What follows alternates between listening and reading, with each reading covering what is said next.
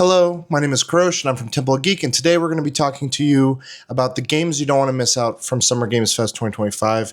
We are now a few weeks out from the event, and I have a slew of games that I want to make sure you don't miss out on. You make sure you add to your wish list, or you keep an eye on your calendar, because some of them are going to be coming very soon. So let's get into it. The first game I want to talk about is Ratatan. This is a game by Ratatan Arts. If you look even for a moment at this game, you'll kind of be scratching your head if it's Patapon. And Patapon was a game that has long since been a part of the PlayStation series, and Ratatan is very much a successor, spiritual successor in many ways to that franchise. It shares a lot of the same elements as Patapon. It is a rhythm-based, side-scrolling action kind of adventure game. You take control of a bunch of characters that will move and attack and do various actions based on the rhythm of which you play music in the game. Now, you might be asking, what is different about this? And there's a few things that are quite different and make it worth checking out that are new additions or new directions to take this sort of rhythm-based action kind of genre it could potentially become. This game has two big things that I think really stand out about it when we had some time with it at the demo.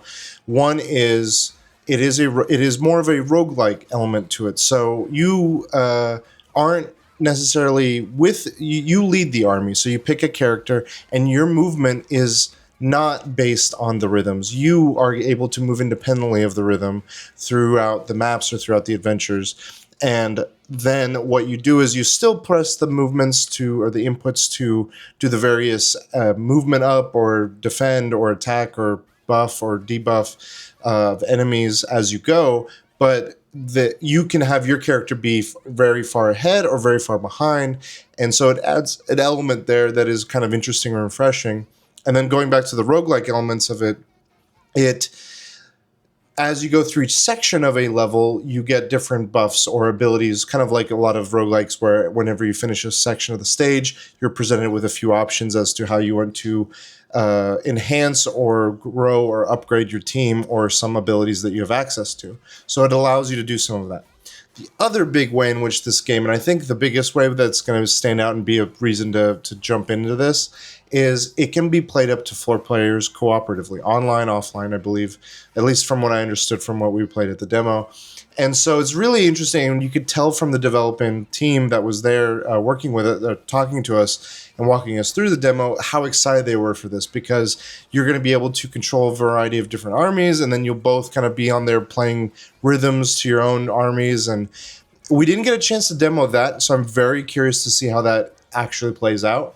A lot of the demo I had a chance to play was very much just Miles and myself sitting side by side, experiencing it, playing it as single player, and it was very fun. Like as a fan of the Patapon series, very much fell back into my rhythm of it. I was like, okay, this feels familiar, but also feels very vibrant and new.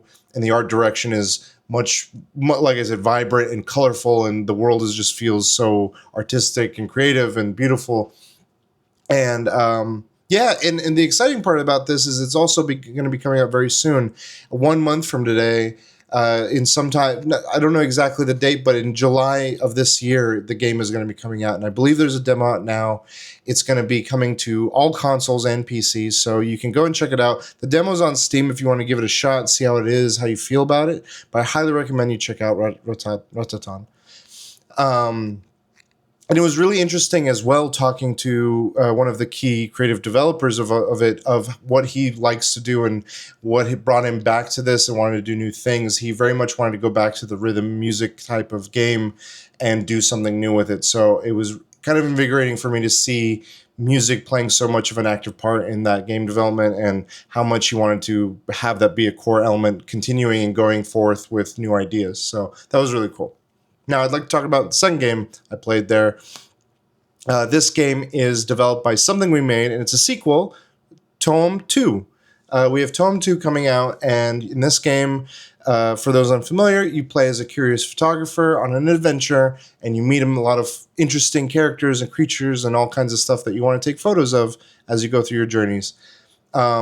This game, if you're familiar, if you're unfamiliar with Toem as a game, It is very cozy, it is very cute, it's very relaxing, and you're in for a good time. If you love Pokemon Snap, if you love anything to do with photography as a gameplay element, this has such a at ease kind of feel to it. There's no necessarily pressure or loss with anything. You're just kind of exploring, and you're given a series of activities that you can go and pursue and just take photos and enjoy yourself, and take very fun photos, take photos of very specific things, whatever catches your eye, changing your lenses.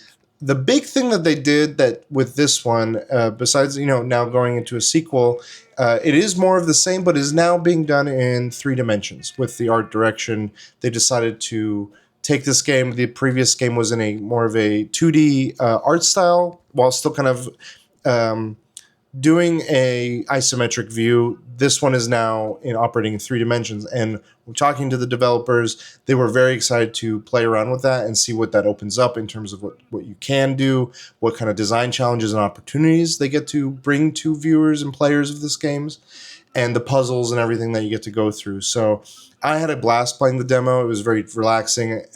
I talked to one of the individuals that works on the audio design, and man, playing this game with headphones is probably the most recommended way to. I would advise you to play if you get a chance. This game, like all of the snaps, the photographies, everything aesthetic. It's almost like an ASMR feel to it, and there's a lot of intention put into every element of the audio and how it serves the gameplay experience. So I very much appreciate it. I very much am excited for this game to come out. I believe it'll be coming out on all the platforms that Toem was originally announced, and we should be seeing more info coming soon. So, and this goes with all games. Be sure anything you can do to support them. A big way is going on their Steam and wishlisting their game. So I highly recommend you go and wishlist this game on their Steam page. Toem 2 coming in the near future.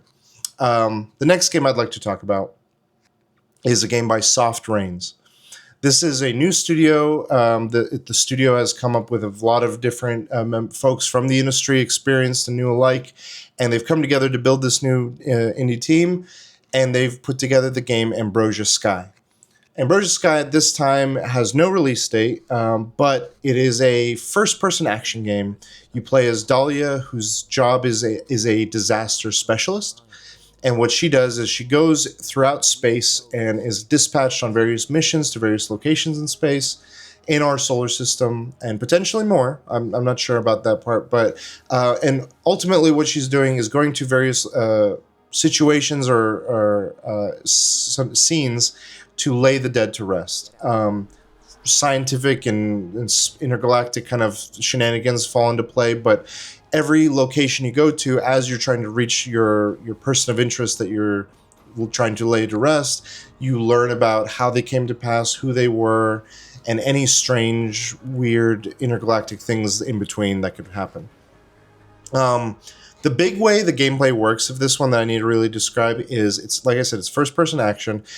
You have this device, and what this device does is, depending on, you can shoot or replicate certain elements that are found in the world and that you have access to. And so if there's a electrical power box and it's broken, but it was supposed to link to another device, you can spray this conductive spray. Like if you choose the electrical element, you spray to connect from the electrical box back to that device to then power it, or to do other things. And so there's a lot of play with electricity, with flammability, with all kinds of various different elements. They only showed me like 2 or 3 when I did the demo, and just with those 2 or 3, there was at least like 8 different types of reactions and responses and things that can happen as you're playing the game and interacting with the environment.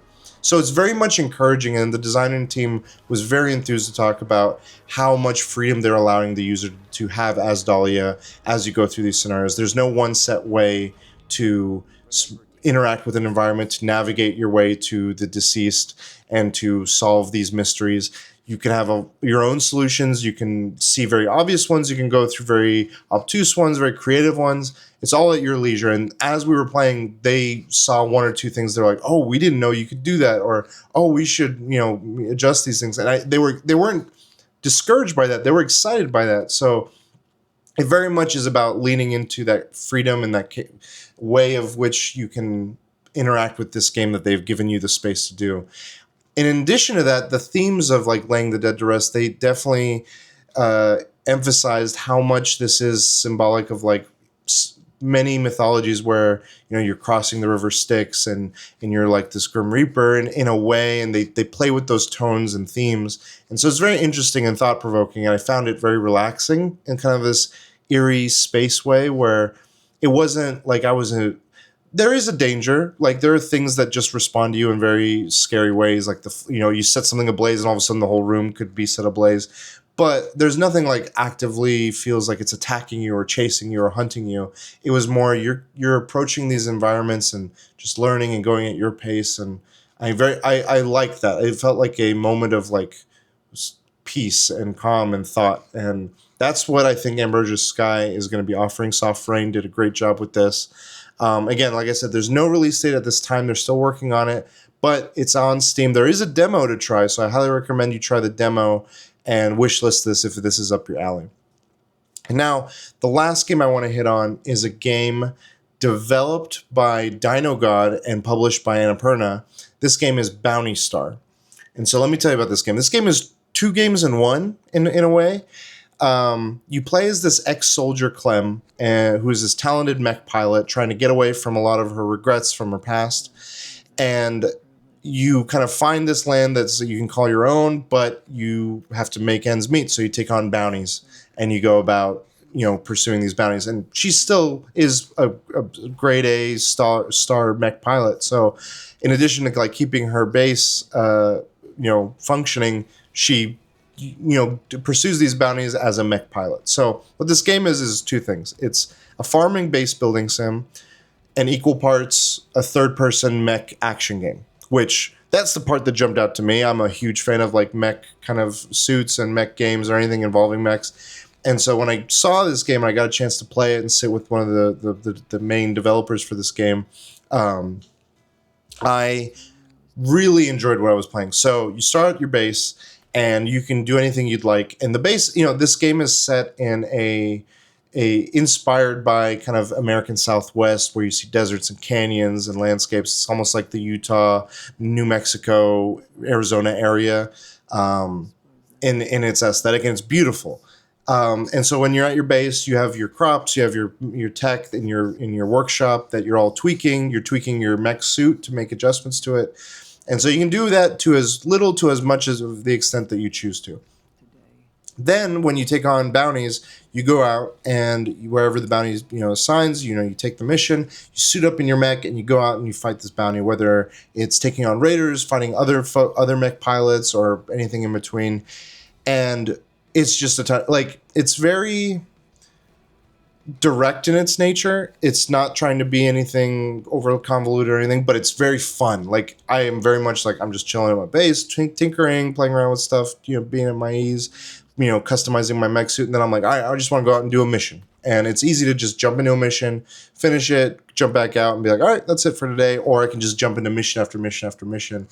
And your mech has a ton of freedom in how you design it. You can go heavy into long-range, gunfire, weaponry, lasers and stuff, or you can go heavy into melee and have a big blade and another blade and just like dual wield or single blade, or do a mix of both. You can have a gun that you handle like some smaller targets or more evasive targets, and then you have your blade for up close and personal action. So the combat is really fun, and the base building, it's not my cup of tea, but that's just like a me thing. And what I love is it doesn't force you to do that to any large extent. Like you can choose how little or how much you want to do either of these things. And so I'm really intrigued and interested in Bounty Star. I don't know what the release date is at this time. It should be releasing on various platforms, but you can find it on Steam. Wishlist it, check it out. And yeah, so those are the games I wanted to hit on today to make sure you guys got a chance to check out and understand every amazing. There was a ton of amazing things at Summer Games Fest 2025 this year. I was at Playdays with Miles representing Temple of Geek, and we spoke to all the developers behind these teams. You can tell that everything we've been covering thus far and with these games, there's a passion behind and there's a love of what they're doing and what they're trying to bring to players. And each one, whether it's your cup of tea or not, like you can tell there was care put into it, there was thought put into it. They weren't doing anything by paint by numbers. They're really building a game they love and they want to share that with everyone. And it is, you see things through a different lens when you see it from someone who's passionate about what they're putting out there. And so I commend all the developers that put their games out at Summer Games Fest. I applaud you all. I thank you all for your time. And I hope for the viewers that you get a chance to check out any number of these games that we've been covering for Summer Games Fest. Again, we thank you for the support. We hope you found this all interesting. And we'll be back with more games coverage. Thank you.